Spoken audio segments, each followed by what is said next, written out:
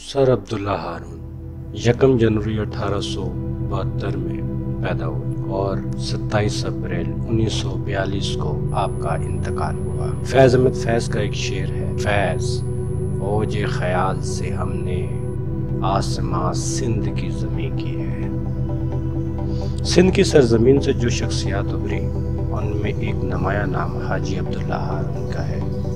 उनकी सबसे बड़ी खूबी ये थी कि उन्होंने न सिर्फ खुद को ज़मीन से आसमान पर पहुंचाया बल्कि सूबा सिंध के ज़र्रे ज़र्रे को ताबनाक किया। तहरीक आज़ादी और क़याम पाकिस्तान की जद्दोजहद में बड़े बड़े रहनुमाओं के दरमियान जिनका जिक्र इस किताब में है, अपनी बेलौस खिदमत, खुलूस और इंकिसार की बदौलत तारीख में अपना नाम महफूज कर लिया। वो 1870 की दहाई में पैदा हुए जिसमें बड़े सग़ीर की तमाम नुमाया शख्सियात ने जन्म लिया। हाजी साहब की एक इनफरादी खसूसियत ये थी कि वो दूसरे रहनुमाओं के बरक्स जो ऑक्सफोर्ड, कैम्ब्रिज और अमेरिका के डिग्री होल्डर्स थे, तालीम की अबजद से भी नावाकिफ थे। बकौल अकबर इलाहाबादी, कोर्स तो लफ्ज़ ही सिखाते हैं, आदमी आदमी बनाते हैं। आप अपनी जहानत, दयानत और सादगी से तरक्की की राह पर गामज़न हो गए।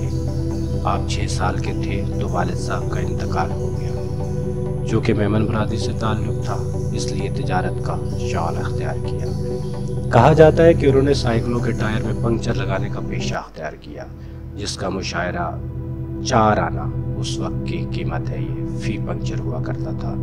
उस ज़माने में 1 रुपये में 16 आने हुआ करते थे। फिर अपने किसी अजीज़ के यहाँ मुलाजमत की। बाद में वो अपने एक और अजीज़ सेठ सालेह मोहम्मद के साथ ट्रेडिंग की। यूँ आगे बढ़ते गए और मुतअद्दिद कारखानों के मालिक बन गए। उन्हें शुगर किंग के लक़ब से भी याद किया जाने लगा। हाजी साहब तकरीबन 1906 तक अपने बिजनेस के फ़रोग़ के साथ साथ खामोशी से कौमी खिदमत करते रहे और सियासत का भी जायज़ा लेते रहे। 1911 वो साल था जिसमें जंग तराबलिस के मौका पर हलाल अहमर के ज़ेर तमाम तुर्कों की इमदाद के लिए चंदा जमा करने की मुहिम में हिस्सा लिया। मीर अयूब अली खान ने सिंध में अंजुमन हलाल अहमर की शाख कायम की तो हाजी साहब को उसका सेक्रेटरी और खाजिन मुकर्रर किया। उन्होंने 2 साल तक ये मुहिम जारी रखी और चंदा जमा करके तुर्की भेजते रहे। 1913 में कराची म्यूनसिपल कॉरपोरेशन के रुकन बने। ये रुकनीत 1917 तक जारी रही। उनका तजारती मरकज़ सियासी मरकज़ बन गया। उसके बाद दोबारा 1921 से 1934 तक कराची म्यूनसिपैलिटी के मेंबर रहे। 1918 में बरतानवी हुकूमत की साजिशों से तुर्की में खिलाफत उस्मानिया के खात्मे पर मौलाना मोहम्मद अली जौहर ने पूरे बरे सग़ीर में तहरीक खिलाफत शुरू की। हाजी अब्दुल्ला हारून ने इस तहरीक में ज़ोर शोर से हिस्सा लिया। उन्हें सिंध खिलाफत कमेटी का सदर बना दिया। इस तहरीक में बम्बई के सेठ उमर छोटानी भी उनके साथ थे। अंग्रेज़ों ने अपनी साजिशों से जोटानी साहब की तजारत को इस कदर नुकसान पहुंचाया कि वो सदमे से जाबर ना हो सके और खालिक की हकीकी से जा मिले। अली बरादरान और भी अम्मा अक्सर उनके यहाँ मेहमान होते थे। वो मुसलमानों के फिलाही कामों में बढ़ चढ़ कर हिस्सा लेते रहे। अलीगढ़ मुस्लिम यूनिवर्सिटी को भी खतीर रकम से नवाजते रहे।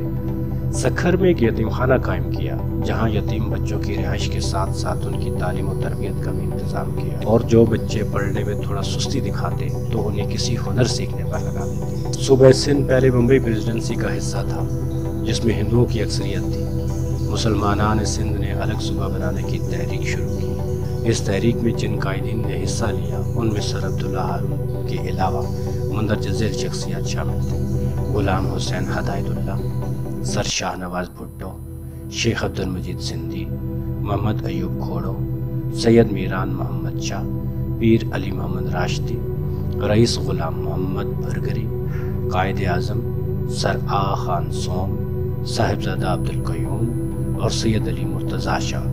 1936 में यह तहरीक कामयाब हुई और सिंध बम्बई से अलग सूबा बन गया।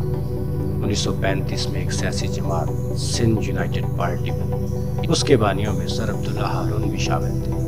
1938 में ही कायद आज़म की तहरीक पर वो ये पार्टी छोड़कर कुल हिंद मुस्लिम लीग में शामिल हो गई और कराची के ईदगाह मैदान में कुल हिंद मुस्लिम लीग की अजीमुश्शान कॉन्फ्रेंस मुनक्किद की जो 10 अक्टूबर 17 अक्टूबर 1938 तक जारी रही। उसकी सदारत तो कायद आज़म ने की, लेकिन पूरे बरे सग़ीर के हर सूबे के नुमाया कायदीन اس میں شریک ہوئے۔ 1939 میں عبداللہ ہارون کو سندھ مسلم لیگ کا صدر بنا دیا گیا اور اگلے سال مرکزی مجلس عاملہ کے رکن مقرر ہوئے۔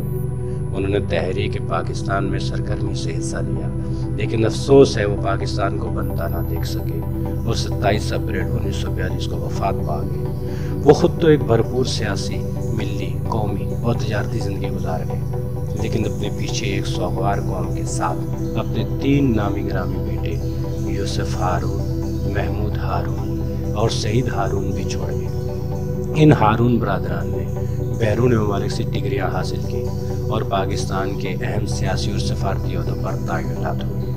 عبداللہ ہارون صاحب کو برٹش گورنمنٹ نے سر کے خطاب سے نوازا۔ ان کے نام پر کراچی کا ایک ڈگری کالج اور شہر کی ایک معروف سڑک عبداللہ ہارون روڈ موجود ہے۔ ان کے بیٹے یعنی سعید ہارون صاحب کے صاحبزادے عبداللہ حسین ہارون سفارتی عہدوں کے علاوہ 2018 میں عبوری حکومت کے وزیر خارجہ بنائے گئے اور ایک پوتے حمید ہارون صاحب ڈان الیکٹرانک اور پرنٹ میڈیا کے سربراہ ہیں۔ یہ تمام اقتباس نجوم آزادی تحریک پاکستان کے اہم شخصیات کے مختصر خاکے جو ڈاکٹر سید سعید احمد کی تصنیف ہے سے لیے گئے ہیں۔